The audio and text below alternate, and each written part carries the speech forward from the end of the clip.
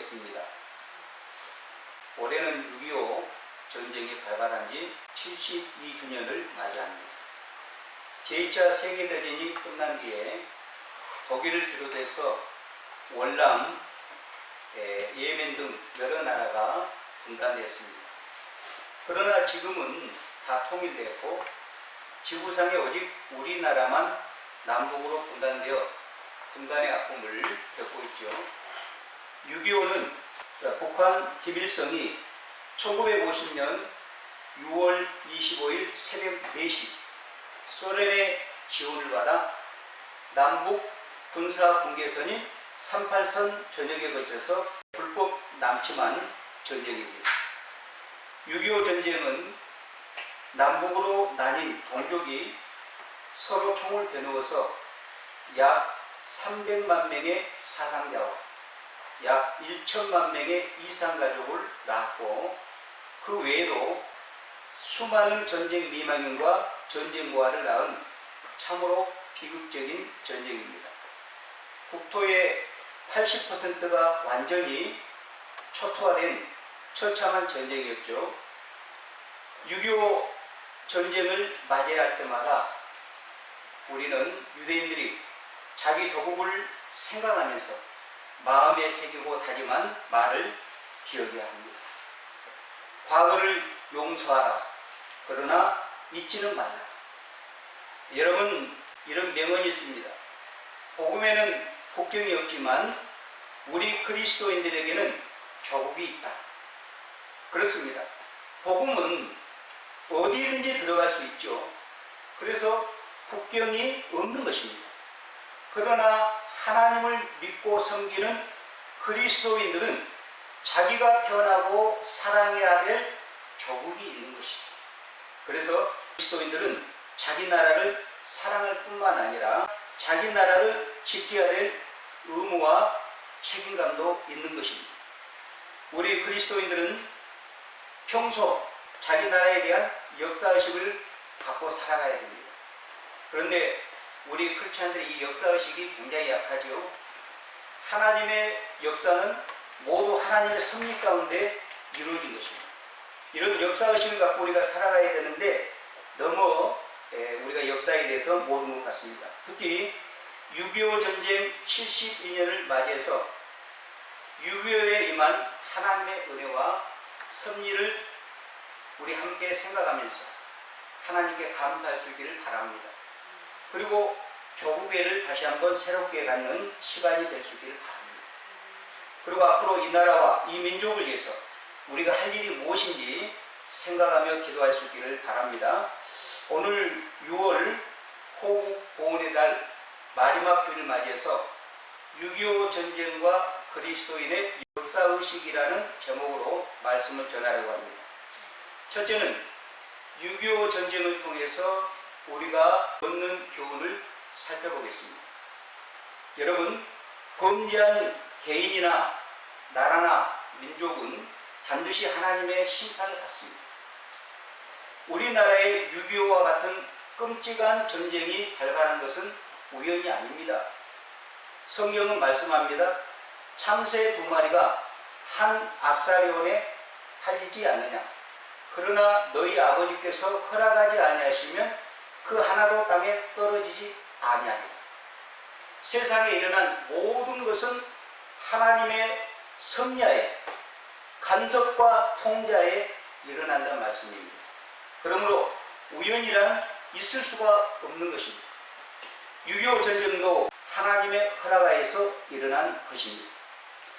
6.25 전쟁이 일어나기 약 12년 전 평양 서문박 교회에서 제27차 장로교 총회가 열렸습니다. 그때 무엇이 가결된지 아십니까? 신사참배는 우상숭배 죄가 아니다. 그것은 어디까지나 애국적인 하나의 국가의식이다. 그러므로 우리가 솔선수범하여 신사에 참배하라. 이것을 총회가 가결한 것입니다. 그러니까 10계명 나 외에 다른 신을 내게 두지 말라. 제1계명을 범한 거죠. 제2계명 너희를 위하여 우상을 만들어 섬기지 말라. 이 두 가지 계명을 범한 큰 죄악인 것입니다. 그런데 그 당시 얼빠진 몇몇 총회 총대들이 일본의 사주를 받아서 신사참배는 종교의식이 아니라 국가의식이므로 이것은 죄가 아니라고 하면서 가결시키고 말았던 것입니다. 그때 우리 하나님의 마음이 얼마나 아프셨을까요? 주기철 목사님은 강력히 이 신사참배를 반대했습니다.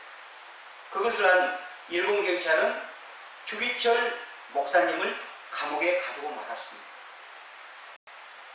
그 현장에 있던 어느 교회사가, 교회 역사가는 이렇게 기록을 남겼습니다. 비극의 27회 총회, 이것이 바로 이가보시로구나. 여러분, 이가보시 뭔지 알죠? 영광이 떠났다 그 말입니다. 이때 어느 선교사는 일본 형사에 밖으로 끌려나가면서 나는 하나님께 상소하겠소, 이렇게 울부짖으면서 밖으로 끌려나갔습니다. 그로부터 1년 뒤인 1939년 12월 25일 주기철 목사님과 그가 심화했던 산정현 교회가 소속된 평양노회가 이번에는 남분박 교회에서 열렸습니다. 그 노회가 열린 목적은 주기철 목사님을 제명시키기 위해서입니다. 지금 주기철 목사님은 감옥에 갇혀서 옥고를 치르고 있는데 그 주기철 목사님을 제명 처리하기 위해서 이번에는 평양노회 남분박 교회에서 이시노회가 열린 것입니다. 그들은 말도 안 되는 이유로 주기철 목사님을 제명 처리한 것입니다. 주기철은 자기 혼자 천당 가려고 교회와 양떼를 버리고 감옥에 가서 공짜 밥을 먹고 있으니 그는 사꾼 목사예요.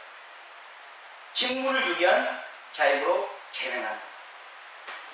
세상에 그런 천벌받을 배변이 어디 있습니까?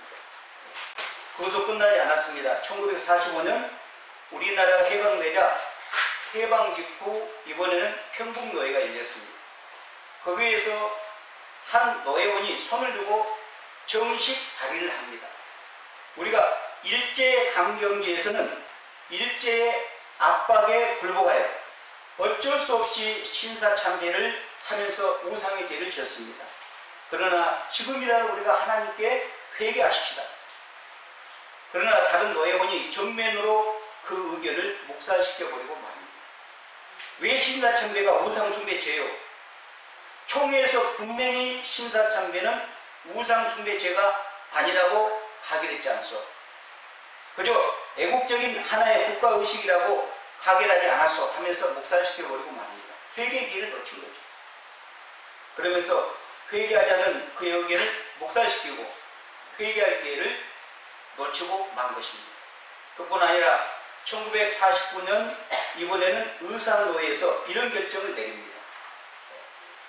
일제시대에 총회계를 무시하고 신사참배를 거부하다가 감옥에서 초록한 성도들은 율법주의자의 그림으로 이제부터 강단에 세우지 말도록 한다. 이게 말이 됩니까, 여러분? 거기다가 6.25 전에 교회가 서로 싸우며 분열하는 일들이 일어났습니다. 남한 사회는 미 군정하에 매우 혼란스럽고 어수선하자 박근영을 중심으로 남노당, 그러니까 남조선 노동당을 창립해서 자익 세력들을 각 분야에 몰래 침투시켜서 활동하게 한 것입니다. 남노당이 일으킨 폭동 가운데 대표적인 것이 제주 4.3 사태죠. 이 제주 4.3 사태를 진압하라고 여수에 있는 14연대를 그곳에 파송했습니다.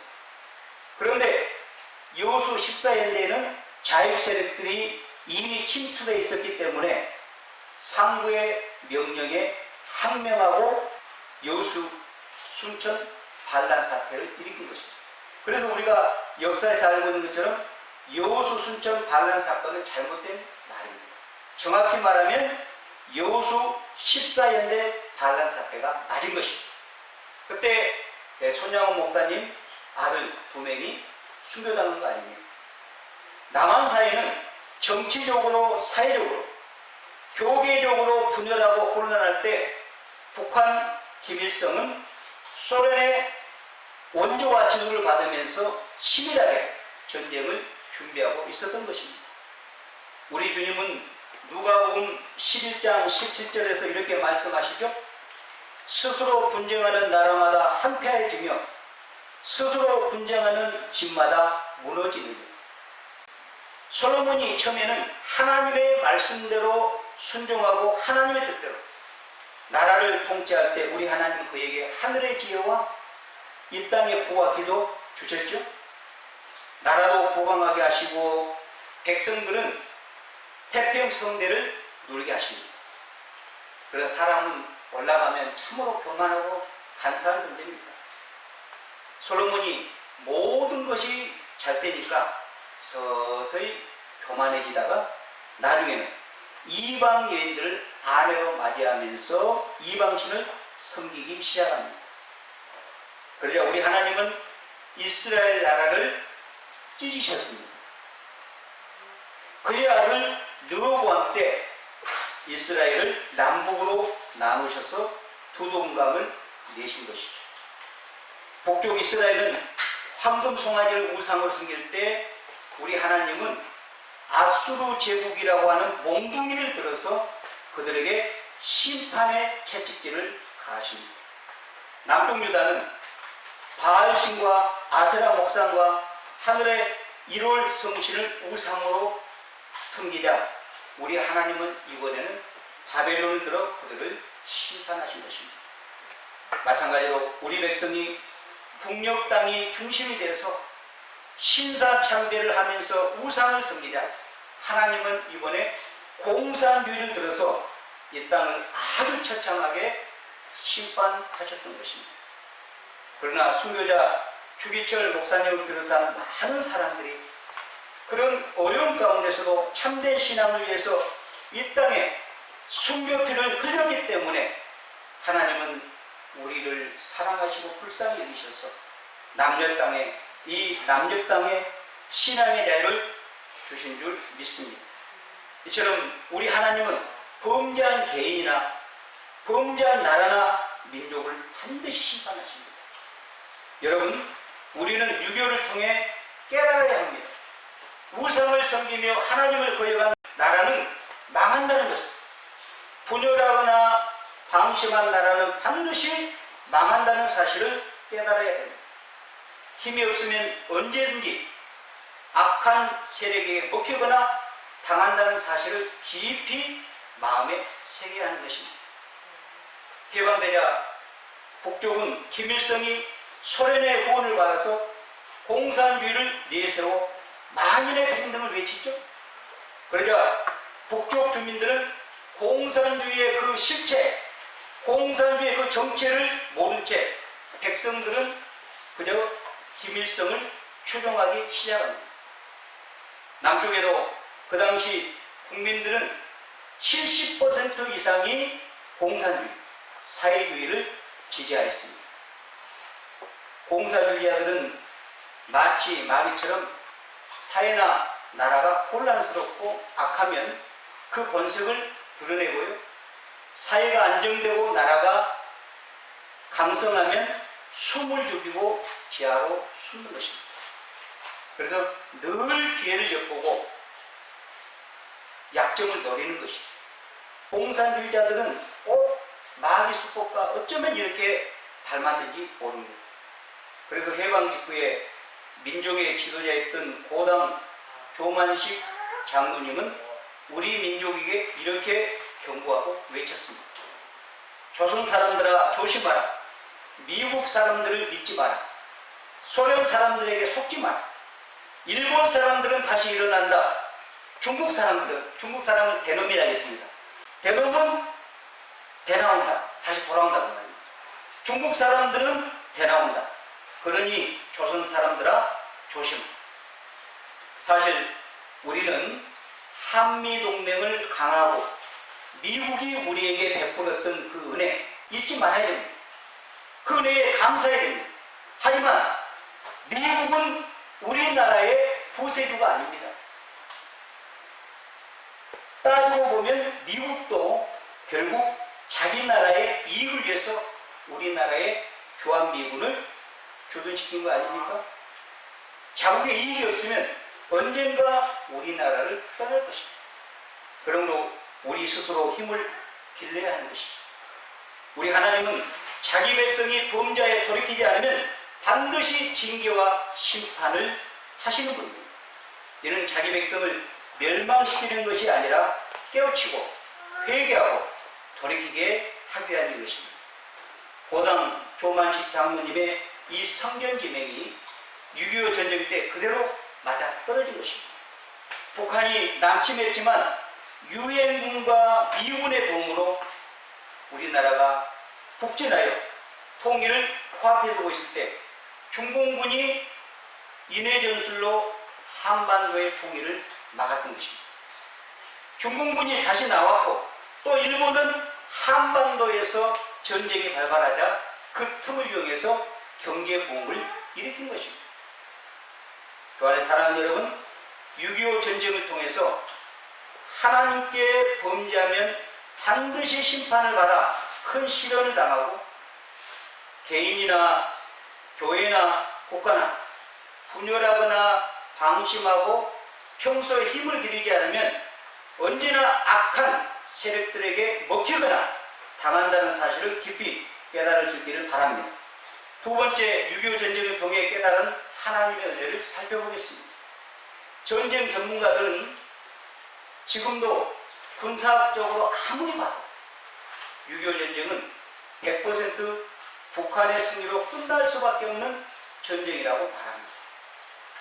그런데 남한은 공사나 일보 직전에서 보이지 않는 하나님의 손길로 극적으로 회생되어서 비록 허리가 잘려있지만 남한은 마음껏 자유민주주의 국가와 시장 경제를 보장하여서 세계 10대 경제 강국이 되었던 것입니다. 남한이 정말 공산화될 아슬아슬한 고비가 참으로 많았습니다.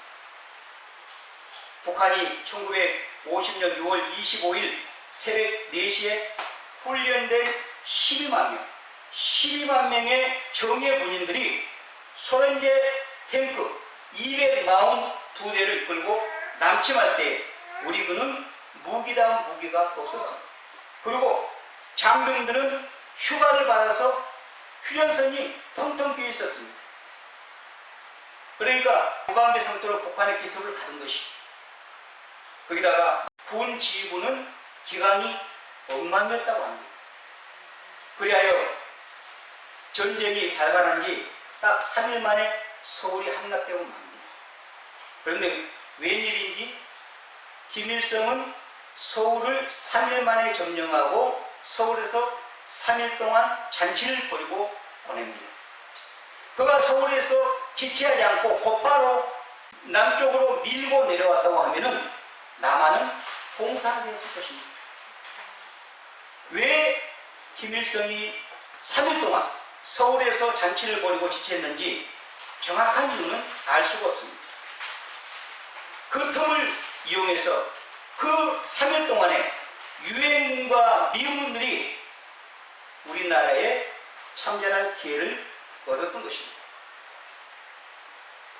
이 모든 것은 하나님께서 전쟁에 개입하셔서 김일성에게 오판하도록 역사하신 것이죠. 하나님께서 이 나라의 공산화를 막으신 것입니다. 지금까지 세계 전쟁사에서 유엔군이 참전한 전쟁은 한국전쟁, 6.25 전쟁밖에 없습니다. 앞으로도 없을 것입니다. 우리나라가 유엔에서 신생 독립국가로 승인받은 것은 전적 하나님의 은혜였습니다. 그리고 당시 유엔 상임이사국, 프랑스, 영국, 미국, 중국, 소련 이렇게 5개 나라가 상임이사국가였는데 유엔군이 한 나라에 참전하려면 반드시 상임이사국가의 만장일치의 승인을 받아야 되는 것입니다. 그런데 소련 대표가 완전히 반대했습니다. 우리나라 신생 독립국가를 인정하는 것부터 반대했습니다. 그러니 유엔군이 파견하는 것은 말할 것도 없죠. 5개 국가 중에서 한 나라만 비토권을 행사하면, 거부권 행사하면 유엔군은 참여를 못하는 것입니다. 그런데 이게 웬일입니까? 그 당일날 유엔 상임 이사회가 열리는 그 당일에 소련 대표가 제 시간에 오지 않는 겁니다. 그래서 설이 지금도 무성합니다. 여러 가지 설이 있습니다. 오다가 설사를 만났다. 오다가 자기가 타고 있는 자동차가 고장났다. 그런데 그 뒤에 알고 보니까 이 소련 이 대표가 오지 못한 것은 그 당시에 소련의 스탈린이 그 대표를 그 회의에 참석하지 못하게 한 것입니다. 왜냐하면 스탈린은 중공과 미국이 한국전쟁에 서로 개입해서 피터지게 싸우면 그 틈을 이용해서 유럽을 공산화하려고 하는 그런 생각을 가지고 있었기 때문입니다. 이것이 정설입니다. 그리고 메가더 장군이 5,000분의 1의 확률밖에 안 되는 인천 상륙작전을 말하자. 미국 트루만 대통령은 말할 것도 없고 주변의 모든 참모들이 반대했습니다. 왜냐하면 인천 항구는요, 조수 간만의 차가 2시간밖에 안 납니다. 2시간 안에 그 많은 군대가 인천 상륙을 못하면 떼죽을 나갑니다. 그래서 미국의 트루만 대통령과 주변의 모든 참모들은 이거는 불가능하다, 반대했습니다. 그러나 메가더 장군은 우리가 아는 것처럼 독실한 크리스찬입니다. 그런 하나님께 기도했을 것입니다. 그는 기도의 사람이거든요. 저는 그가 하나님께 기도하여 하늘의 영광을 갖고 확신을 가지고 모든 사람들이 반대하는 인천 상륙작전을 세우고 결국 성공한 줄 믿습니다.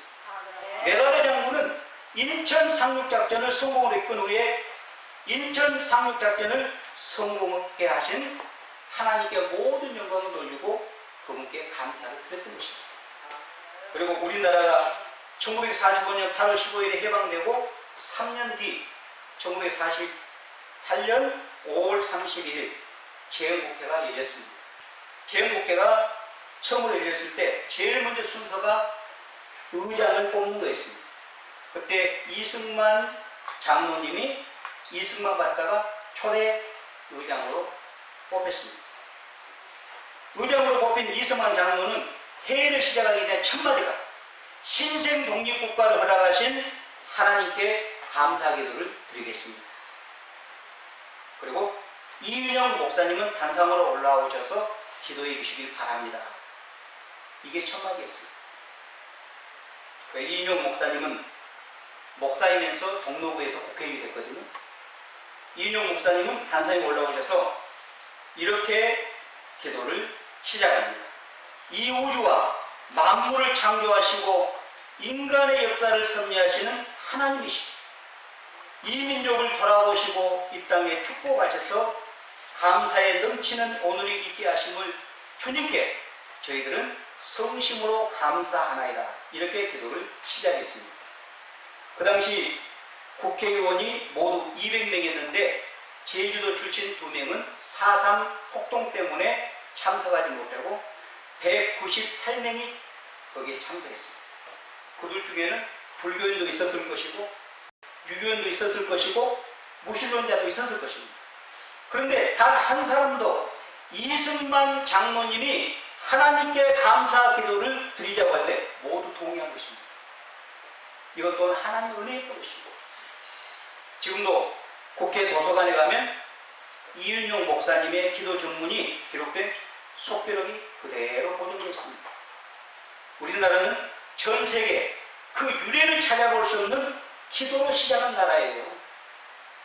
그래서 지금까지 망할 듯 하면서도 안 망하는 것은 뭐 군사력이 강해서나 정치인들이 정치를 잘하거나 뭐 경제가 부강하거나 요즘 BTS처럼 뭐 한류가 일어나서 이 나라가 망하지 않는 것이 아닙니다. 전적 하나님의 보이하는 손길, 순간순간마다 이 나라를 붙들어 주시기 때문에 이 나라가 공사가 되지 않는 것입니다. 이런 하나님을 찬양하십시오. 그 하나님의 은혜를 늘 기억하면서 그분의 은혜에 늘 감사할 수 있기를 바랍니다.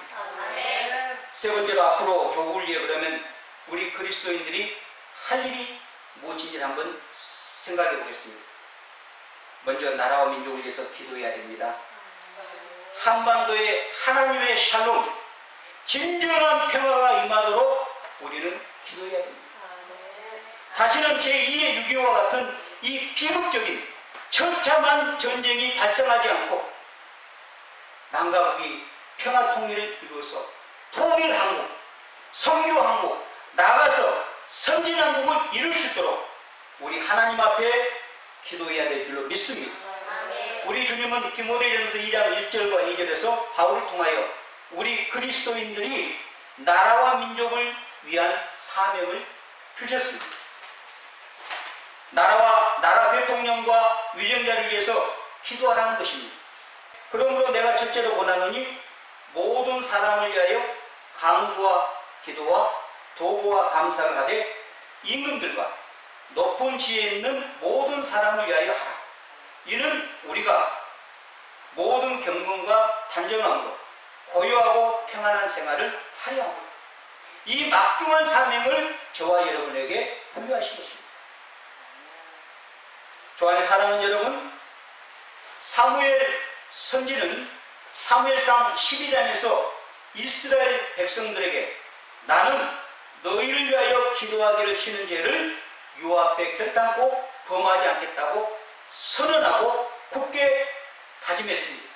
그리고 평생 동안 그의 다짐을 하나님 앞에서 지켰던 것입니다. 우리도 나라와 민족을 위해서 기도하다 쉬는 죄를 범하지 않도록 주님 앞에 이 시간 다짐할 수 있기를 바랍니다. 우리나라는 아직도 세계 유일한 분단 국가입니다. 전쟁이 끝나는 것이 아니라 지금 휴전 상태입니다. 언제든지 다시 전쟁이 발생할 수 있다는 것입니다.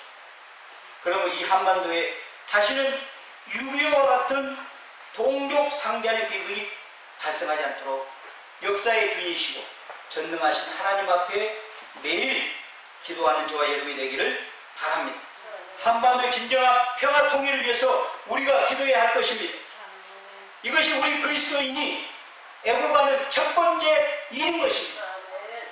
역사의 주인으로 역사를 움직이신 분인 하나님이 계시기 때문입니다.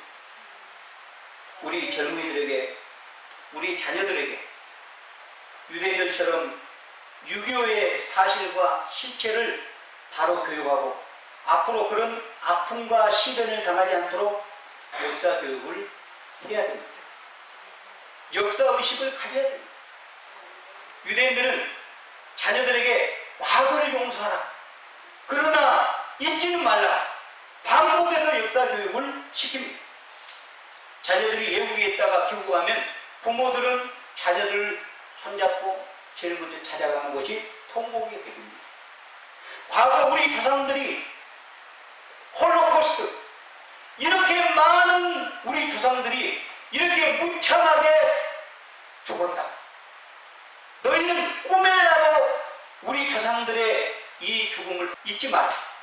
그리고 그런 의미에서 자기의 자녀들을 데리고 통곡의 벽에 가서 함께 울면서 하나님 앞에 기도한 것입니다. 역사 교육을 실물로 가르치는 것입니다. 그리고 우리는 우리 자신이 먼저 정직하고 양심적으로 살아가며 우리 자녀들이 이 땅에서 정직하고 양심적으로 살아가도록 가르쳐야 할 줄로 믿습니다. 도덕성이 무너지고 양심이 마비된 나라는 경제적으로 군사적으로 아무리 강할지라도 반드시 무너지게 되어 있습니다. 어느 대학 교수의 시입니다. 전에는 양심이 있었는데 이제는 모두 없어지고 말았다. 지난날에는 양심을 미천하고 살았는데 오늘은 모두 팔아먹고 산다. 자원이 바닥나서 죽는다고 야단이지만 양심은 없어져야 잘 산다고 한다. 그래서 이 나라에 양심이 바닥나간다. 양심은 절약하자. 어느 대학 교수의 시입니다. 이 시인은 지금 교국사에 양심이 바닥나는 현실을 탄식하고 있죠.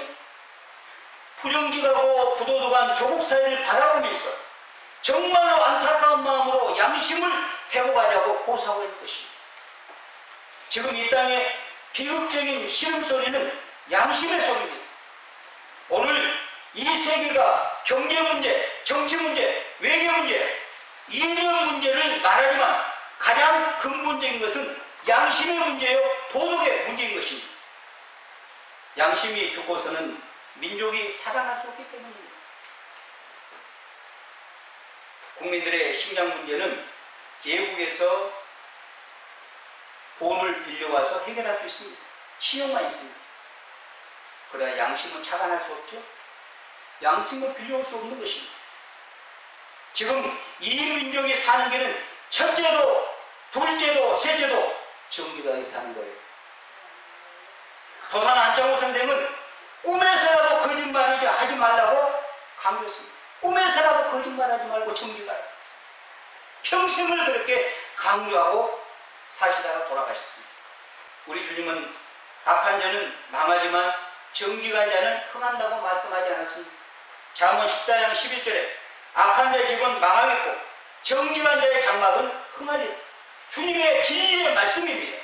시편 106편 3절에서 우리 하나님은 정의를 지키는 자들과 항상 공의를 행하는 자는 복이 있도다. 주님의 말씀입니다. 우리 주님의 진리의 말씀입니다. 우리 주님은 마태복음 5장 18절에서 진실로 너희에게 이르노니 천지가 없어지기 전에 율법의 1.1획도 결코 없어지지 아니하고 다 이루겠다고 말씀하셨습니다. 하나님의 말씀 반드시 성취됩니다. 이루어집니다. 그러므로 주 안에 사랑하는 여러분, 하나님의 모든 진리의 말씀은 반드시 이루어짐을 믿을 수 있기를 바랍니다. 그리고 그 말씀 앞에 순종할 수 있기를 바랍니다. 아모스 선지자는 아모스 5장 24절에서 오직 정의를 물같이, 공의를 하수같이, 강물같이 흐르게 할지어다라고 외쳤습니다. 정의를 물같이, 공의를 하수같이, 공의를 강물같이 흐르게 할지어다. 주 안에 사랑하는 여러분, 우리는 앞으로 조국이 정의와 법치와 상식이 회복되는 사회가 되도록 기도하십시오. 한반도에 다시는 6.25와 같은 비극이 발생하지 않도록 진정한 평화가 이 한반도에 임하도록 날마다 하나님 앞에 읍소할 수 있기를 바랍니다. 이 사회의 정의가 하수같이 공의가 강물처럼 흐르도록 기도하고 또 기도할 수 있기를 바랍니다. 이 나라는 하나님의 은혜로 하나님의 도우심으로 세워진 나라요, 기도로 시작한 나라입니다. 전 세계에 그런 유래를 찾아볼 수 없는 우리나라가 그런 나라입니다. 이 나라를 우리는 잘 지켰습니다. 우리의 후손들에게 잘 물려줘야 되지 않겠습니까? 세계 유일한 분단의 아픔을 치유해달라고 기도해야 되지 않겠습니까?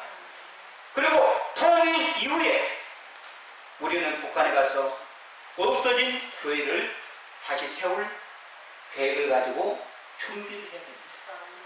지금도 신앙 때문에 감옥에 갇혀서 인간 이하의 삶을 살고 있는 우리 동포들이 신앙의 자유와 진정한 자유를 누리도록 우리는 이 기도주를 놓아서는 안 될 것입니다. 1907년 평양 대붕의 발원지였던 장대행교회, 이 장대행교회에 뭐가 세워진지 아십니까? 지금 김일성 동상이 세워져 있습니다. 1907년 평양 대붕의 발원지였던 그 교회를 밀어버리고 그 터 위에 김일성이라고 하는 우상을 세우는 것입니다. 통일되면 김일성, 김정일 동상을 철거하고 그곳에 다시 잃어버렸던 우리의 하나님의 교회들을 세워서 하나님 앞에 영광을 돌려야 할 줄 믿습니다. 주 안에 사랑하는 여러분, 우리는 6.25 72주년을 맞이하여 과거의 전쟁의 아픔과 상처를 용서하고 결코 잊지는 말아야 합니다. 그리고 나라와 민족을 위해서 기도하면서 자유민주주의와 시장경제가 보장된 나라를 지켜나가야 하는 것입니다. 과거 하나님의 은혜를 감사하십시오. 그리고 앞으로 조국의 통일을 준비하는 우리 모두가 되기를 주의 이름으로 축원합니다.